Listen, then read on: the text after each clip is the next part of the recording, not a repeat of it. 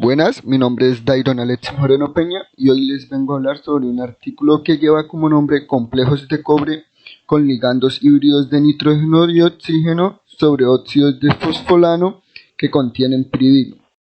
Ahora vamos a hablar sobre la introducción, lo cual lo que primero nos quieren hacer entender es que los ligandos quelantes que contienen átomos donantes de nitrógeno y oxígeno exhiben diversas actividades biológicas y catalíticas. Estas exhiben acción citóxica contra el páncreas y células de cáncer de pulmón.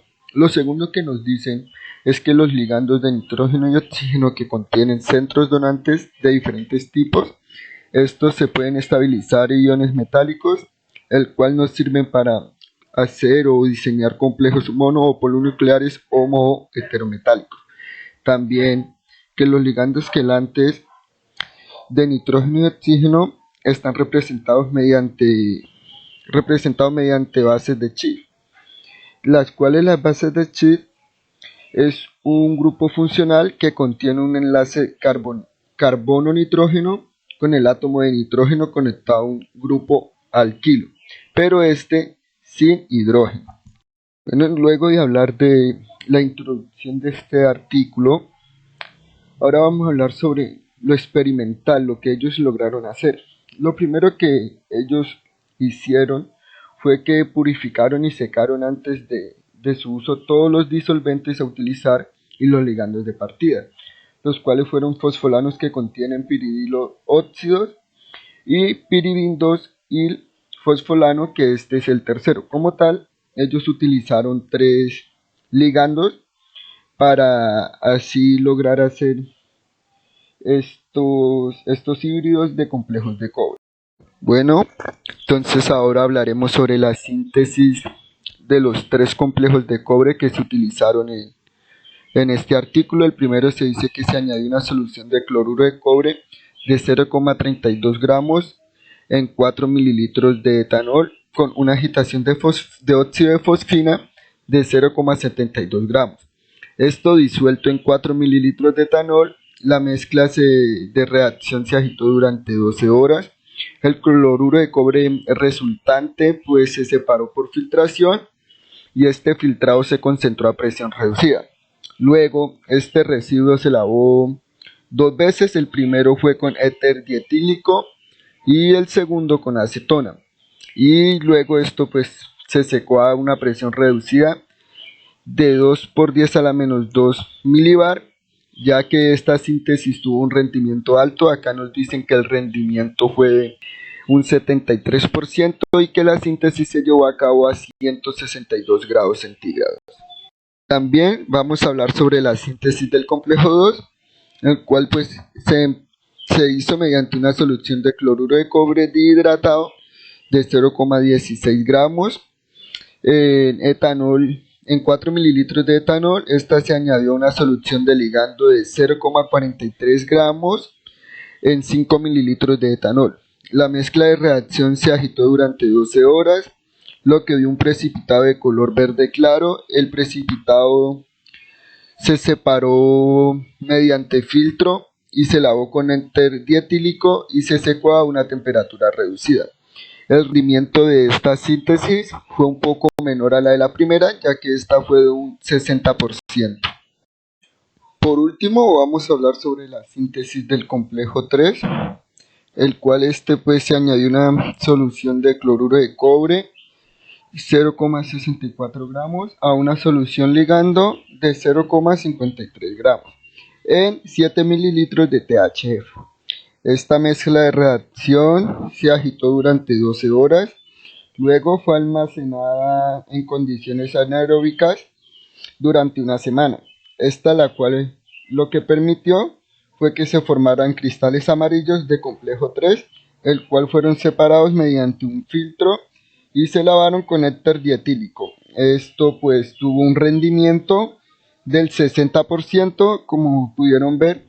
La síntesis del complejo 1 fue la síntesis que tuvo mayor rendimiento, que fue el del 70%. Ahora hablaremos también sobre el estudio de difracción de rayos X de muestras policristalinas y de muestras monocristalinas. Bueno, no es tanto el estudio, vamos a hablar sobre el equipo y más adelante en una tabla hablaremos ya sobre los resultados de este, el cual el equipo que se utiliza en muestras policristalinas fue un difractograma de rayos X Bruker de 8 ambands y el difractograma de monocristalino fue un difractómetro automático Bruker kappa Apex. Entonces este trata de tener también de calcular los errores sistemáticos que se llevaron a cabo al utilizar pues un programa que tiene este difractómetro que es el Apex. Bueno, aquí tenemos la primera tabla que es de los datos cristalográficos y los parámetros de refinamiento de la estructura, el cual pues esta tabla lo que nos muestra es la fórmula molecular de cada uno de los complejos, el color de cristal, la masa y la temperatura. Podemos decir que los colores de los cristales, el primero es un azul verdoso, el segundo es un verde y el tercero es un amarillo. Que la masa de cada uno de ellos, pues la del primero fue de 524.82, la del segundo fue 631.21 y la última fue 1272. También pues tenemos la temperatura que fue 100 Kelvin, 193 Kelvin y 130 Kelvin. También aquí pues podemos ver el sistema de cada uno de estos complejos que todos fueron monoclínicos.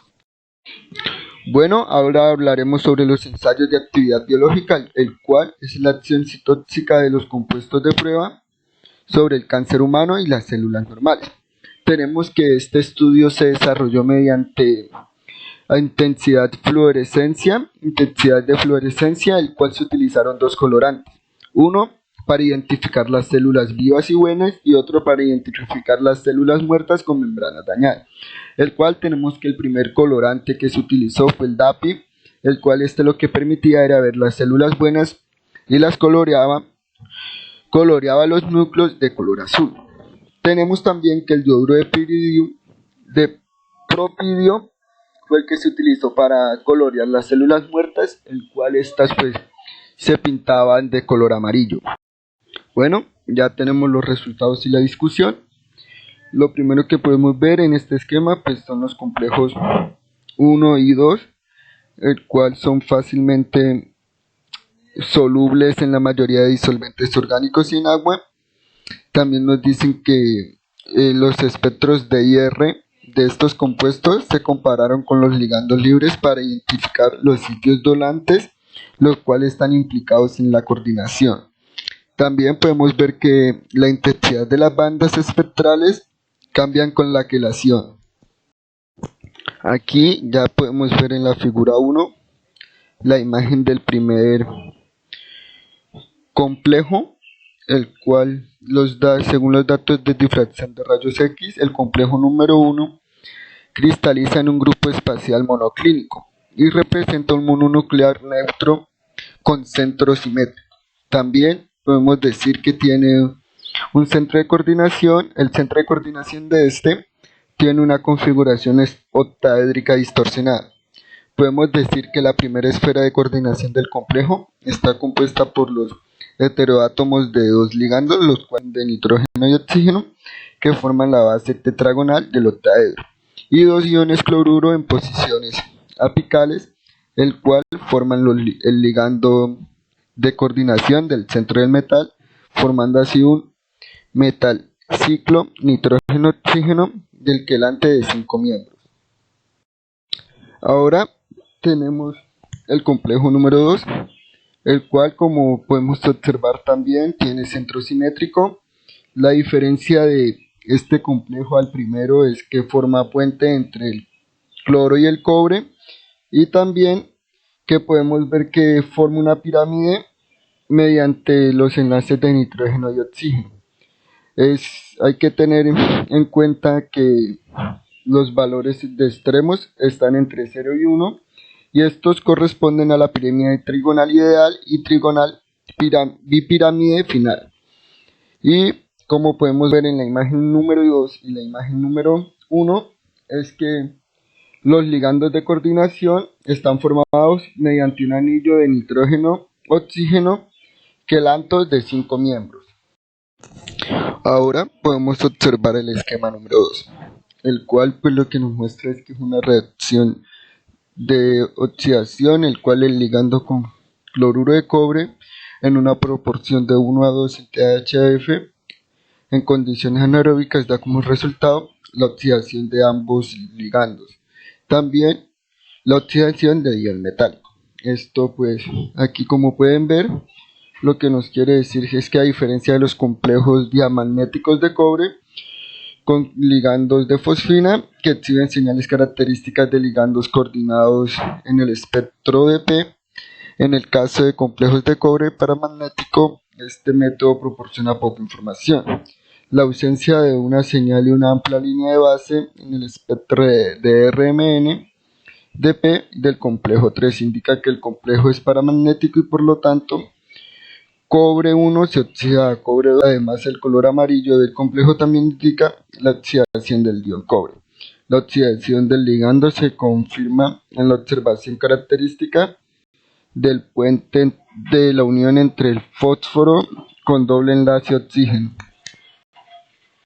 Bueno, ahora pues podemos observar la estructura del complejo 3, el cual nos muestra un solvato de 2 moléculas de THF en el grupo espacial monoclínico C2C con átomos de cobre y anión de cloro, el cual se encuentran en una posición especial. Este anión tiene un distorsionado configuración tetraédrica y esto pues nos permite decir que los complejos con una geometría bipiramidal trigonal altamente distorsionada.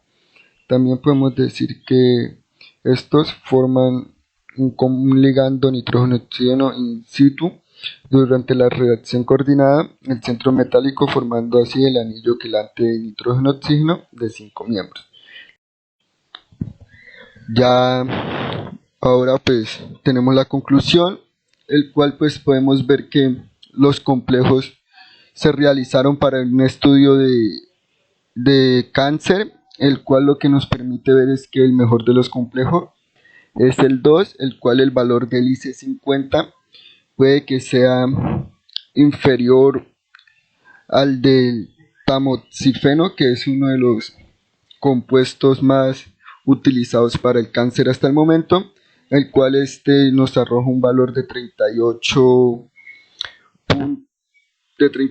con un valor de incertidumbre de 2.9 micras, el cual lo que nos permite decir es que el valor que se había utilizado como referencia era de 28 con un valor de incertidumbre de 2,5. Sin embargo, se dice que este complejo 2 resultó ser menos tóxico para las líneas celulares normales del hígado, pero sin embargo pues se dice que se van a seguir realizando estudios con fármacos anticáncer estándar. También se dice que pues el complejo 2 mostró una citotoxicidad moderada frente a las células cancerosas, lo que hace prometedora la preparación de complejos análogos y el estudio de sus actividades biológicas. Bueno, esto fue mi exposición, espero les haya gustado, que tengan buen día.